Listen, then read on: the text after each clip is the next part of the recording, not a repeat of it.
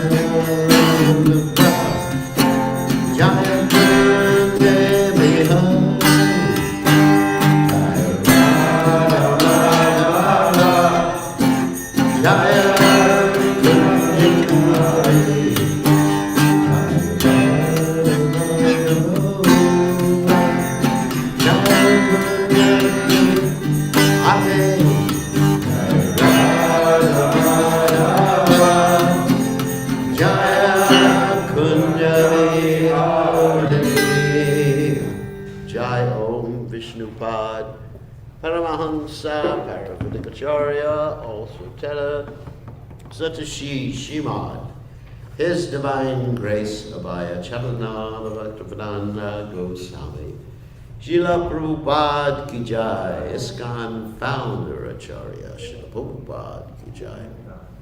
Ananta Koti Vaishnav Vrinda ki jai. Namacharya Srila Haridas Thakur ki jai. Friends they go Shri Krishna Chaitanya Prabhu Nityananda Shitweda Gadadha Shivasati Go Bhakta Vrinda ki jai.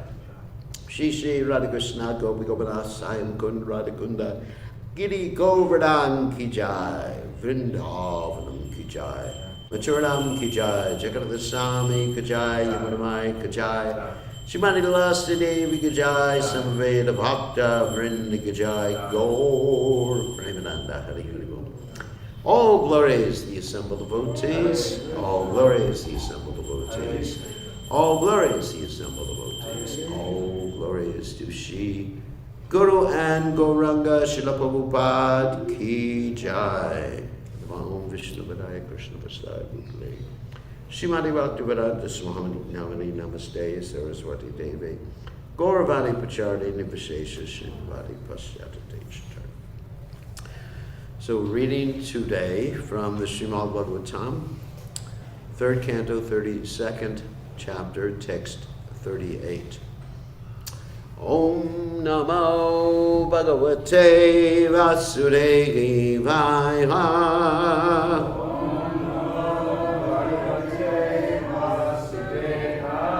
Om Namo Bhagavate Vasudevaya.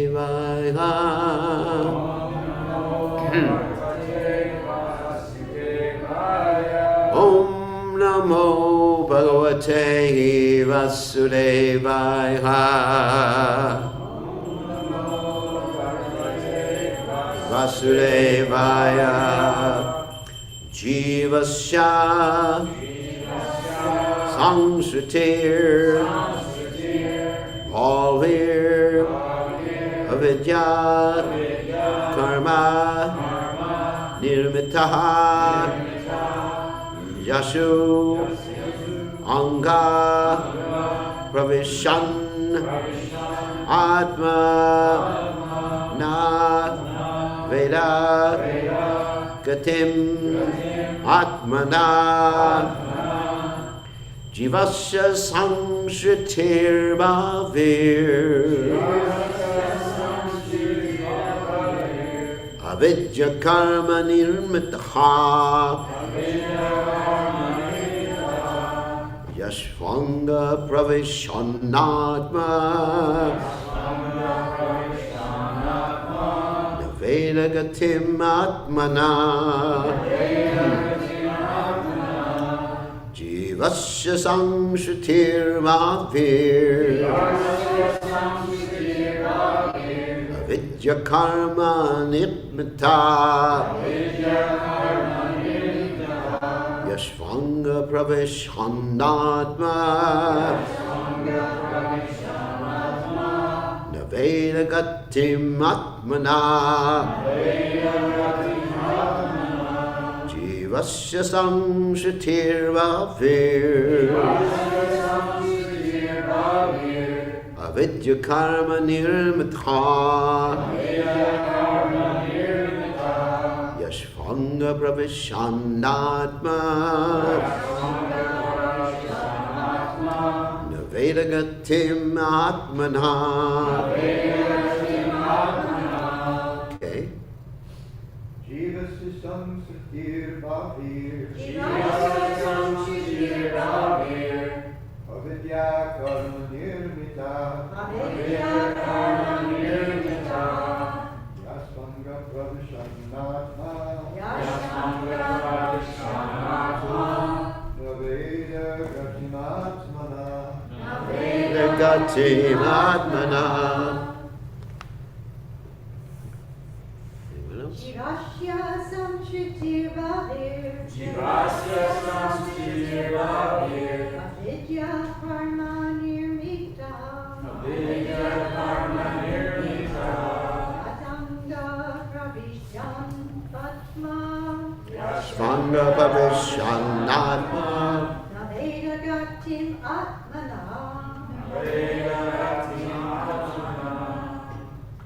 Jivasya Samshritir Bhavir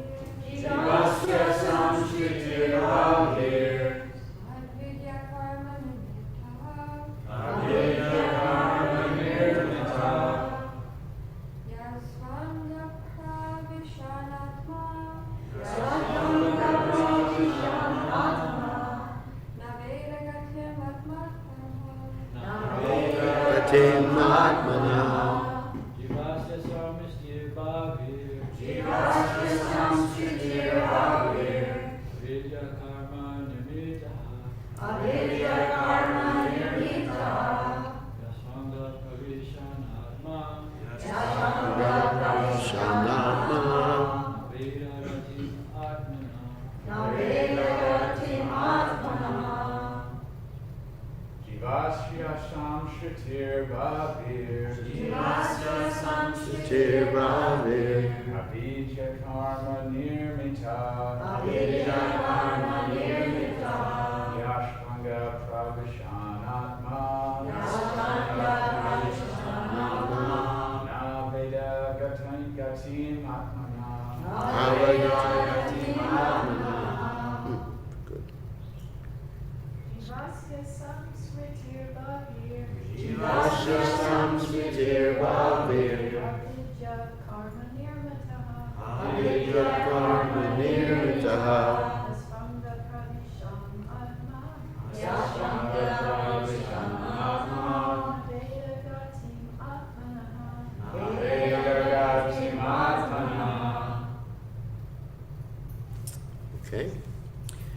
Jivasya, of the living entity. Samshritihi, courses of material existence. Bhavi, many. Avidya, in ignorance. Karma, by work. Nirmataha, produced. Yasu, into which. Anga, my dear mother. Pravishan, entering. Atma, the living entity. Na, not. Veda, understands. Gatim, the movement. Atmana, of himself. Translation, there are varieties of material existence for the living entity according to the work he performs in ignorance or forgetfulness of his real identity. My dear mother, if anyone enters into that forgetfulness, he is unable to understand where his movements will end. So you can repeat, there are varieties of material existence for the living entity according to the work he performs in ignorance or forgetfulness of his real identity. My dear mother, if anyone enters into that forgetfulness, he is unable to understand where his movements will end. So purport by His Divine Grace, A.C. Bhaktivedanta Swami Srila Prabhupada Ki Jai. One enters into the continuation of material existence. It is very difficult to get out. Once one enters, actually, very difficult to get out. Therefore, the Supreme Personality of Godhead comes himself or sends his bona fide representative, and he leaves behind scriptures like Bhagavad Gita and Srimad Bhagavatam. So the living entities hovering in the darkness of nescience may take advantage of the instructions, the saintly persons, and the spiritual masters, and thus be freed. Unless the living entity receives the mercy of the saintly persons, the spiritual master, or Krishna, it is not possible for him to get out of the darkness of material existence. By his own endeavor, it is not possible. So again, the verse. Jivasya samsritir bhavir avidya karma nibita yashvanga pravishan atma naveda gatim atmana. So omagana tudandasha gananjana shlakaya chakshur unmeditam yena tasmai shri gurave namaha. So I found it quite interesting in this verse, the second line, avidya karma nirmata. That is actually describing one of the tattvas. So I'm going to describe what a tattva is. A tattva means a particular category that's eternal. How about that for the definition? Actually, the word tattva basically means that which is in Sanskrit. So, that which is, of course, the Bhagavad Gita teaches us that nasato vijate bhavo nabhavo vijate sataha ubiyorapi drishtavantas 20 vadarshibhi. Those things that are temporary are really unreal in the sense that they're just temporary, like a soap bubble. And those things that continue to exist, they're real because they continue to exist. So, looking at it from the time perspective, which is described in the previous verse. So, the Supreme Lord has three potencies or tattvas. Actually, there's four tattvas, including the Supreme Lord. Of course, Vishnu Shakti Para Prokta, Kshetra Yakyatata Para, Avidya Karma, this is the same thing, Avidya Karma Sanganya, Tritiya Shakti Ishate, the same thing as the second line here. So Vishnu Shakti, that means Vishnu is the name of God. Vishnu and Krishna are the same person. Para Prokta, the first tattva mentioned, in addition to Vishnu, because there's Vishnu Shakti, Vishnu tattva, is Para Prakriti, the spiritual energy. And then the next energy, that's, of course, that's the spiritual world. And then also the Shaktis of the Supreme Personality of Godhead, beginning with the Adi Shakti. Adi Shakti, of course, is Shrimati Radharani, sometimes. Synonymous with Adi Shakti is Adi Sundari, which is the name of Shrimati Radharani. Anyway, she's the original beautiful girl. And also she's the original Shakti or potency of the Lord. And all the other Shaktis expand, the spiritual Shaktis expand from Shrimati Radharani, the Vishaka and Lalita, the Astasakis, the eightfold gopis that are surrounding Radha and Krishna, and then the girlfriends of Krishna, and then the wives of Krishna in Dwarka. And then you have the Lakshmis in the spiritual world, and finally from that expansion comes Durga, but that's Durga's mentioned here in the second thing, Avidya Karma Sanganya, that the material energy is known as ignorant activities. And that's where we are now. Vidya means knowledge, and avidya means ignorance. And karma in this particular sense is defined as activities. So this is the material world, the world of ignorant activities. Now we're going to concentrate in a second on the word avidya, which means ignorance. And then sangya means to know. And then the third tattva or potency of the Lord is called Kshetra Gyakyatata Para. Kshetra Gya means us. The word directly means what? The knower of the field of activities. The field of activities is this body. So that's what we know. Actually, we don't know anything else unless we're Krishna conscious.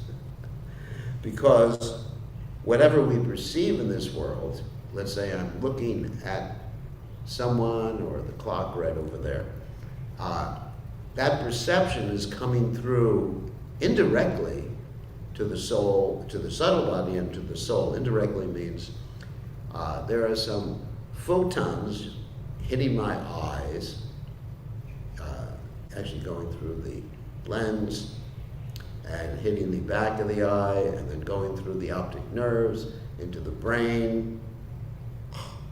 And it's actually upside down and switched and everything like that. And then the brain processes all this information, turns it into somewhat of a visual image. And then somehow or other it's transmitted through the subtle body to the soul. So in other words, I, the soul, am not seeing that clock. Now that may sound crazy to all of you, but it's a fact. Because I'm not directly perceiving that clock. So anyway, so that's why we're called Kshetra Gya. Gya means to know. Kshetra means like a field.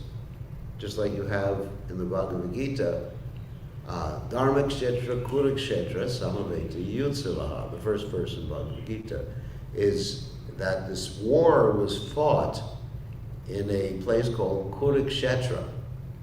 That means the place of the Kurus. And that place of the Kurus is also known as Dharmakshetra, which means a religious place or a sacred place.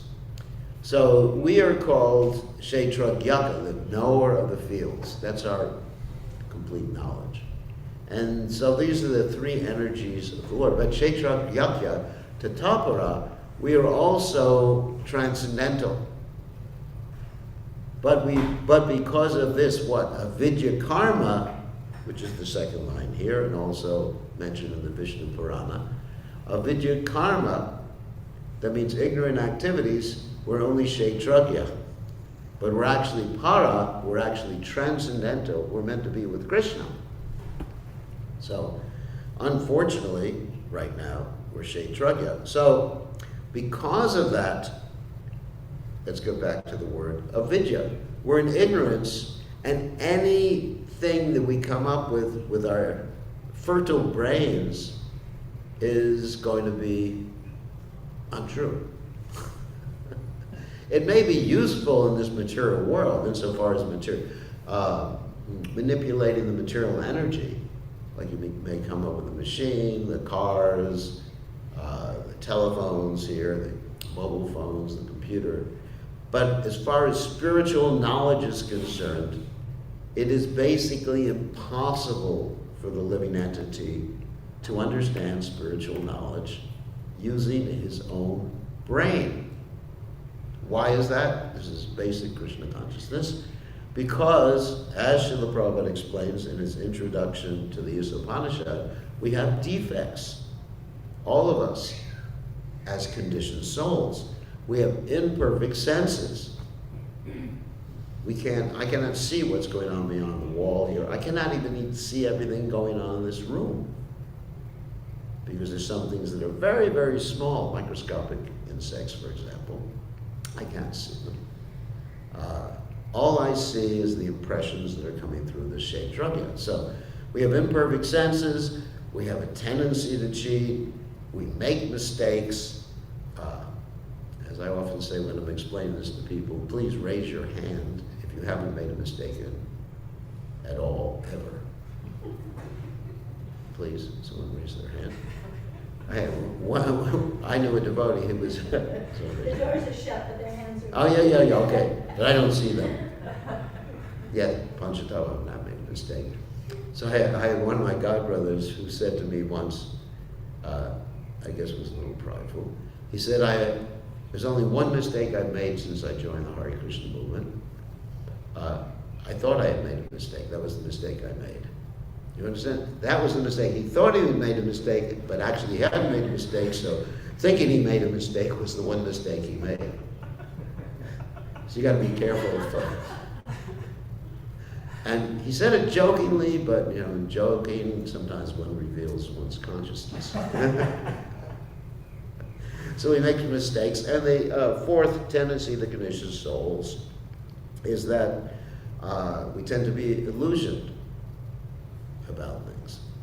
In other words, illusion. We think with the body. That's called an upadi. Upadi means we have these designations. So I'm thinking I'm American, a particular skin color. I'm thinking I'm the guru. That's actually an illusion. Wow, pretty good illusion.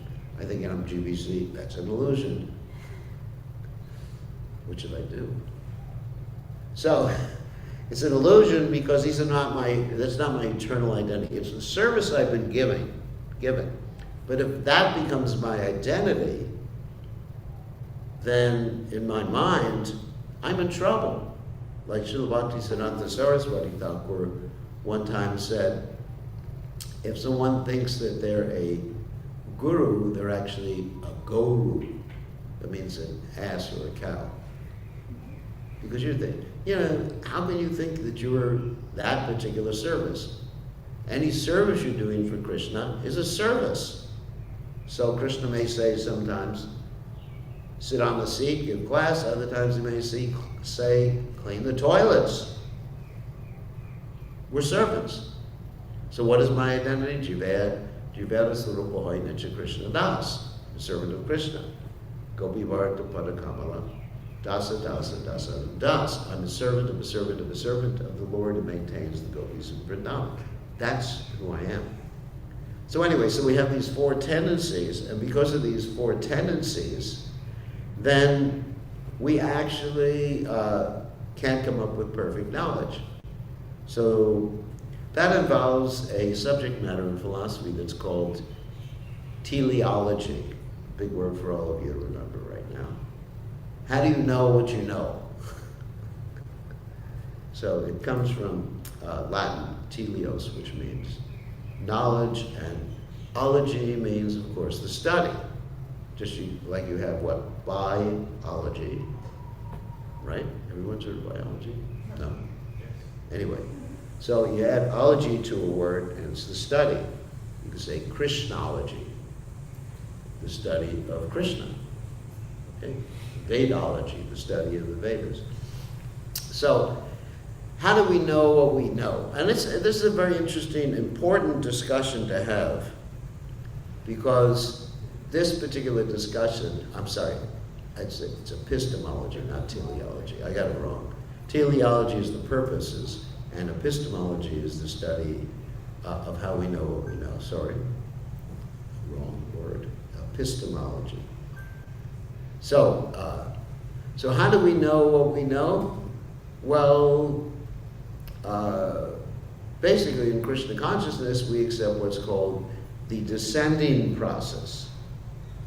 And that's a perfect process, Shabda Pramana, to understand things by hearing from the higher source.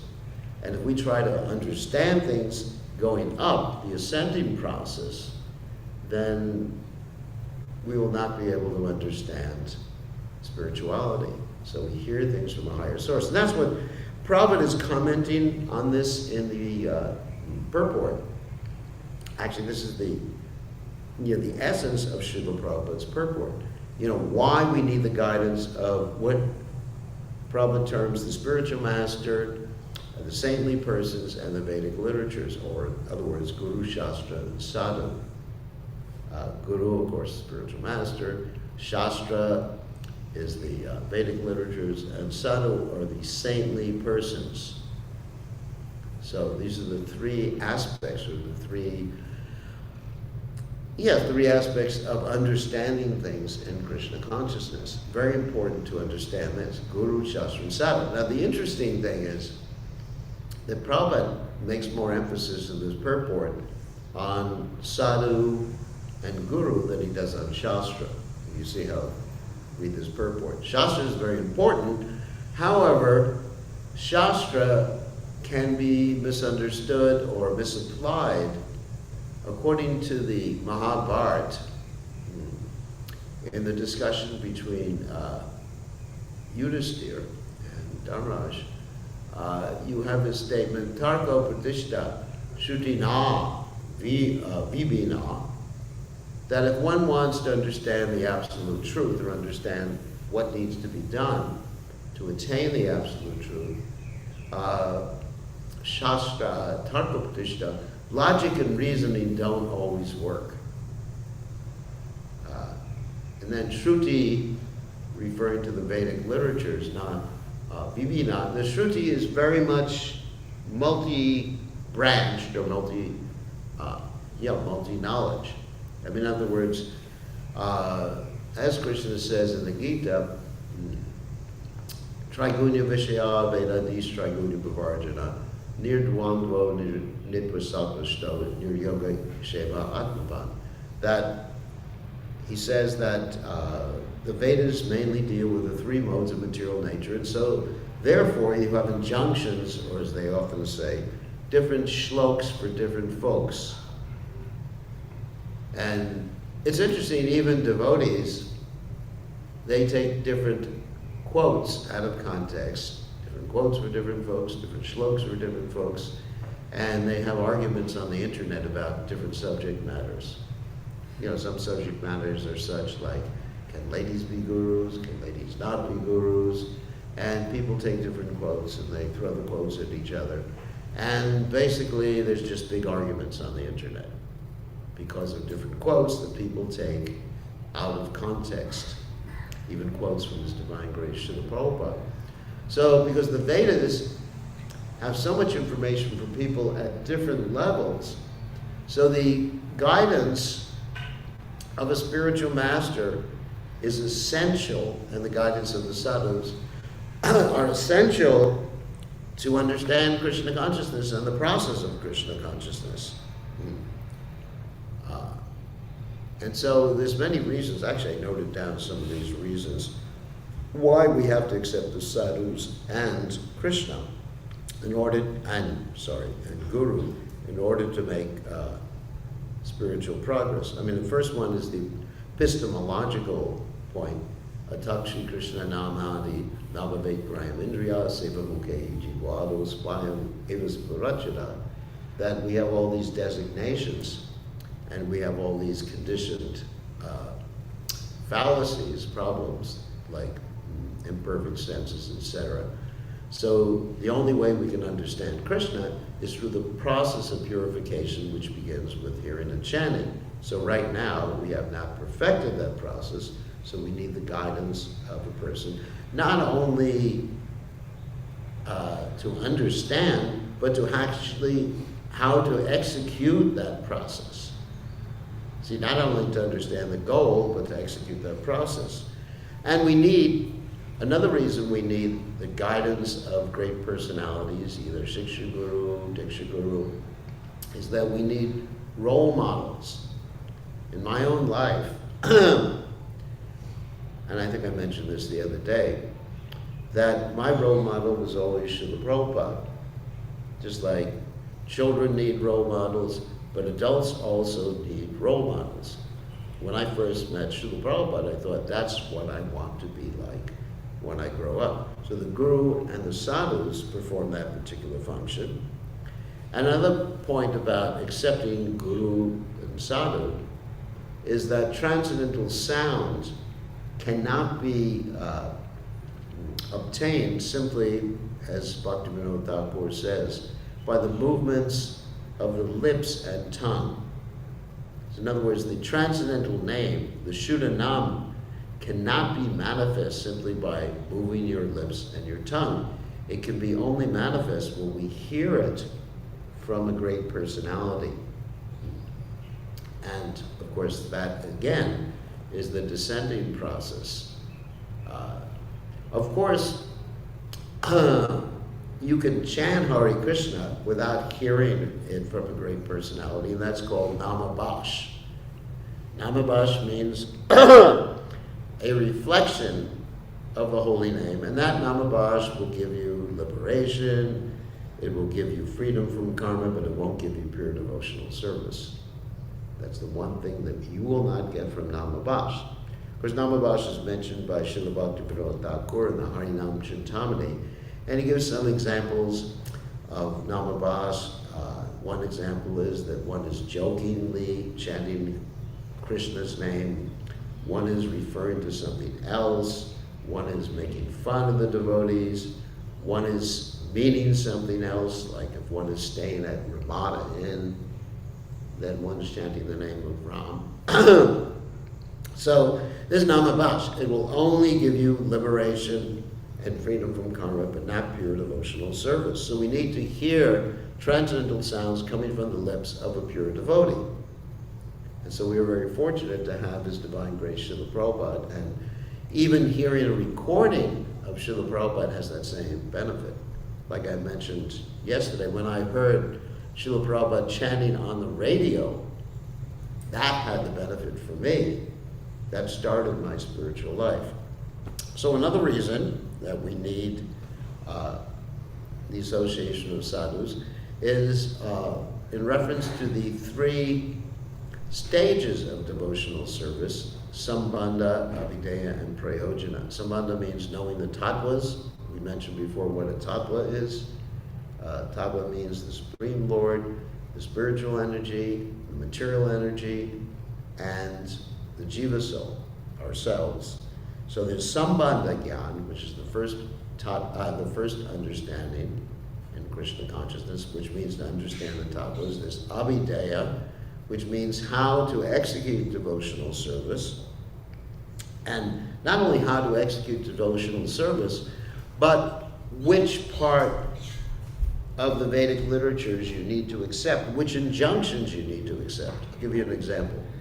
There's some injunctions, even for Vaishnavas, that we don't follow because Srila Prabhupada did not give them to us. In the Hari Bhakti Vilas, for example, there's injunctions you should not eat carrots.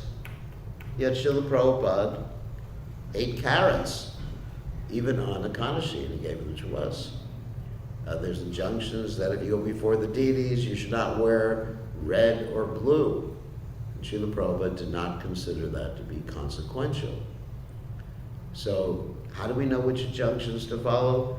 Because we have the instruction of the Acharyas, Divine Grace Srila Prabhupada. So it's essential to have the instructions and guidance of the Acharya and sadhus so that we can actually understand which Vedic injunctions to follow and which not to follow. And then also the final stage is prayojana, which means the goal. So how do we know what the goal is? If you just read the Vedic literatures, you may not understand what the goal of Krishna consciousness is, or even Krishna consciousness. You may not understand the goal of the Vedas. So that's why we need the sadhus. That's sambandha, abhideya, prayojana, sambandha, understanding the tattvas and the different relationships between the tattvas, abhideya, how to perform devotional service, and prayojana, what is the goal of devotional service. Another reason for having the guidance of a great devotee or spiritual master is that the great devotees give us instructions how to execute our practical devotional service. Practical devotional service means, apart from the sadhana aspects, rising early, chanting, worshiping the deity, eating prasadam, and this is done by everybody, but the guidance of the great sadhus is such that the sadhu helps us understand our psychophysical nature. That's a big word. That means whether we're, in general, Brahmin, Kshatriyas, Vaishyas, or Shudras, whether our body is influenced by the mode of goodness, passion, or ignorance, or a combination of both, and how to engage in practical devotional service accordingly. Like Arjuna, he had a Kshatriya body. Now, he's a pure devotee. We understand this. He didn't have to chant his rounds every day. Krishna never told Arjuna, just sit down and chant your rounds. However, he was given the service of fighting for Krishna. And Krishna said to him that if you don't do this voluntarily for me, you're going to be forced by your nature to fight. So Krishna acted as the guru because Arjuna surrendered to him as guru. And Krishna instructed him according to his psychophysical nature. So each and every one of us has a psychophysical nature, right? As far as I'm concerned, everyone has a. The question is, how do you determine, or how does the guru determine the psychophysical nature? That's a big question. Of course, with children, you have this ceremony. You put, when they're 6 months old or something like that, you put different things in front of them, and you can see which one they choose. And that's considered one of the Vedic samskaras. Like you put a hammer in front of them. You put a book, a Srimad Bhagavatam, some gold you put in front of them. So you put the implements for all the four varnas. Brahman would be books. Kshatriya would be, I guess, in America you put a gun. Right? Not really. Nowadays, if a child has a gun, the police might shoot them, just fearing that it's a live pistol. But you put something in front of them that a Kshatriya, or a bow and arrow in front of them. And then you would put for a Vaishi, you put a bunch of gold. And for a Shudra, you'd put, a hammer and nails, screwdrivers, and everything like that. So that's one way of determining, but you're not a child. We're not going to put in front of all of you adults these 4 things and have you crawl and choose the one you like. Because most likely you would choose the gold. So the way I usually think about understanding someone's psychophysical nature is to ask the person, what can you do for 8 hours a day and not go crazy? Because you may be able to do a lot of things. You may know how to fix cars, you may know how to do business, but what can you do all day long and feel inspired and continue doing for Krishna? So that's the type of engagement we should have. So the Guru helps someone, and the sadhu helps someone in understanding these things. And then the next thing we have written here is Yukta Vairagya, which is a very interesting concept. Yukta Vairagya means to accept things in the spirit of renunciation.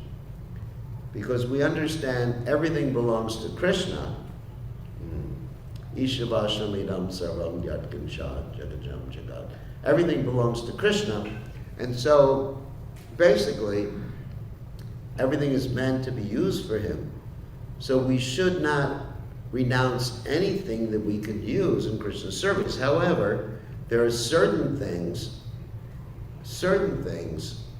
that we may not be on the proper level of spirituality to be able to engage in Krishna's service. Give you a practical example.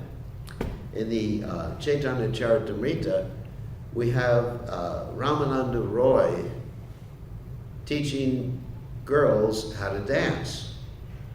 So Ramananda Roy, of course, is Vishaka, also combined Vishaka Arjuna, in Krishna's pastimes. So basically, he's on the highest level, and he's not part of this material world, so he can engage in that sort of yukta vairagya. But I do not think it's appropriate for most men, probably no one here in the room, to teach Devi Dasis or girls how to dance Bharatanatyam. It's not really appropriate. Or even as Ramananda Roy did, he even taught them how to dress and decorate their bodies and everything like that. That's one practical example. So the spiritual master or guru tells the disciple what things they can do or capable of doing, engaging in Krishna's service, and what things they are not capable. He teaches them how to accept everything favorable for serving Krishna and also reject things that are not favorable for him in serving Krishna. Prabhupada did a lot of things that we should not copy or emulate. We can follow in Prabhupada's footsteps and serve Prabhupada, but to copy Srila Prabhupada is not appropriate because he's an acharya. Another purpose of having the guru is actually really interesting, is that when one takes initiation, the guru promises to save the disciple, and if the disciple doesn't make it in this lifetime, he comes after you in the next lifetime. So Prabhupada would often say to the devotees, don't make me have to take birth again. But we understand that. So what does that mean, taking birth again? Actually, the guru can instruct the disciple doesn't make it, through other people. And a primary example of that is the story of Bilva Mangal Thakur. Bilva Mangal Thakur was a great devotee on the platform of Baba, but he had a lot of spiritual difficulty. He was very attached to his girlfriend, as actually prostitute, Prabhupada said. And so he was so attached to her that he wanted to see her one day when there was a cyclone, hurricane, whatever you call it here. And the river was raging, and he was living on the opposite side of the river. So he actually swam across this river, grabbed hold of what he thought was a log to help himself cross the river, and happened to be a dead body. And so then he reached the other side of the river, climbed the wall to her house, thinking he was using a rope when it was actually a snake, and finally arrived at her door completely cut all over his body from his endeavor. And when the girl, her name was, she had a spiritual name too, her name was Chintamani. When she saw Bilvamangal, she said, Bilvamangal, if you had as much determination to serve Krishna as you had to see me in this material body, you'd be a pure devotee by now. And so he said, you're right, and he left, and eventually he went to Vrindavan. So Bilvamangal Thakur understood that his guru, Somagiri, was actually speaking through the mouth of his prostitute. So even though the guru wasn't physically there, the guru was guiding the disciple through a third person. And even Bilvamangal Thakur glorified Chintamani later on. So there's many reasons, and these are some of the reasons I've elaborated on, why we need the guidance of persons, either guru or sadhu, in spiritual life. And the Vedic literatures, just by themselves, are not sufficient. So we have these three checks and balances: guru, sadhu, and shastra. Remember this. So thank you very much. Any questions or comments? Questions, comments? Yes? Like you making this point, that devotee, when he has accepted his devotional service, he needs guidance. Yes. So you said that it's not sufficient if you have just only scriptures. That's right. Like many tells you, oh, I just read short Prabhupada books, Mm. and I'm going to be progressing. But you mentioned that sadhu is teaching you how to execute that devotional service. Right, right. So the sannyasi who I met, he is telling me, but many of them are not doing it. So they're not progressing. Like they're not taking, they are not under the angatya of the sadhu. Right. So he's saying, no, what happened? They just wander, they go here and there, Mm-hmm. but eventually, like the cows in the mountain, if they don't have the owner or Yeah. someone who is taking care of them, so they eat garbage here, eat here. And they die. Yeah, and eventually they get sick. So this is happening also with the devotee. If he's just like, wandering, going from this temple, that temple, and doesn't have any guidance. Yeah. So he's not making any progress. Yeah, very, very small progress. So that point what he was making is how important it is to have that guidance from the, but that guidance he was saying that you have to have this guidance on almost like every day, because Yeah. you in the contact with the sadhu, and he's teaching you how to progress. So I was making this point, and he was telling me that many of them, most of them, they're not doing it, and they're not progressing. And Yeah. eventually they fall away from practice. Yeah. So I just make this. Yeah, that's a very good point. Another thing I was thinking about while you were speaking was that, what about us older devotees? Yeah. So I also take the guidance from my god brothers and other senior devotees. We have this dadati pratigranati guyam akyati prijati.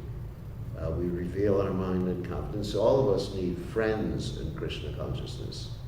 So we have the sangha. Even if you happen to be in the movement, 54 years like me, then we have this sangha of other devotees. We exchange things, and we give guidance to other Vaishnavas, and back and forth relationship. So Prabhupada would sometimes use the example of sticks, a whole bunch of sticks. If you have one stick by itself, it can easily be broken, but when you put a whole bunch together, you can't break them. So all of us, regardless of our level of spiritual advancement, we need the association of devotees and guidance. Everybody. You know, maybe if you're an absolutely pure devotee, 100% pure, you may not need it, but you'll do it anyway to set an example.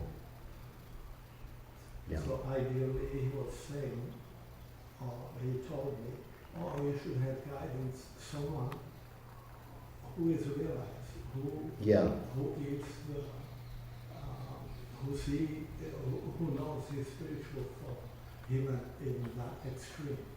So he said, if you just associate with the devotees who are just like mediocre devotees, who just doesn't know things as they are, as you said, so you're not going to make so much of progress.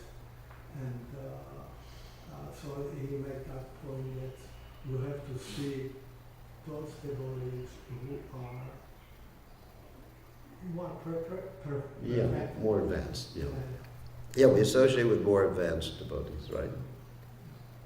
Which is extremely important. And another point is their example, the example they set for us. Yad yad charati shreshtas tatat evaitaruchanaha. The great devotees set an example and we follow their example. Because he said, because many devotees, they just make a point and they like cut you off and they say, you have all Prabhupada's books. Everything is in Prabhupada's books. But now he was saying, he said, so if everything is in those books, why they fall down or they stop practicing? Many of them they left from spiritual practice. Yeah. So he said that on every day you have to have this guidance. So let's say he tells you, you have to learn how to meditate, how to do dhyana, and to do this in the practical steps, which is quite complex. So on every day, that sadhu, he's guiding you and giving you instructions, almost like on every day, because he gives you homework, and then he asks, so what did you do? That's pretty difficult every day. Most of us don't have someone every day. So he will say, no, so I have like devotees who really practice, who do what I tell them. And there's like, I have inner circle of devotees, like only very few, who really like trying to follow the order of spiritual master. And after you have like the devotees who just like kind of fringes in one way, who one day they do things, one day they don't. Right. So I was saying, it's very important to have this guidance. Yes. Actually, the guidance is extremely important. The point you made is, Prabhupada's books have everything. Prabhupada compared his books one time to a drugstore. In a drugstore, there's medicine, all sorts of medicine, but you have to know how to apply that medicine. And because there were devotees in the past who used Prabhupada's books to justify sahaja activities. They read the parts of the Chaitanya Charitamrita that deal with very intimate exchanges between Radha and Krishna, and they were just reading that. And so, really, Prabhupada said, he used the word, I think, pharmacopoeia. It's like a pharmacy. And one has to know which medicines to take, which medicines not to take. So we do need the association of devotees and guidance. So anybody else have questions? Yeah. So you know how you said, thank you, Maharaj, for having me in class and Thank you. for being here. You said how sometimes our guru speaks through other people. And so how do we form our discernment and to know to distinguish what actually is coming from the guru and what's actually coming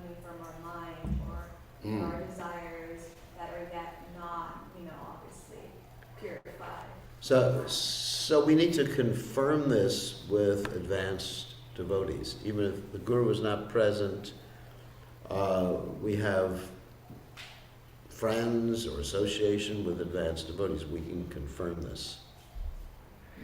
Because we have, as I mentioned before, we make mistakes, we have imperfect senses, and we are in illusion sometimes, or if not most of the time. So we confirm this. So important things should always be confirmed. Because, unimportant things, what you'd like to eat today or whatever, or what you're offering to Krishna. You don't have to contact a sadhu, should I eat bananas today or should I have an apple? But important things that might impede your spiritual life or help you advance quicker, we should consult with sadhus. Good question. I think we have to end. Maharaj, do you want to add anything? Okay. So, here you have great association here with Maharaj.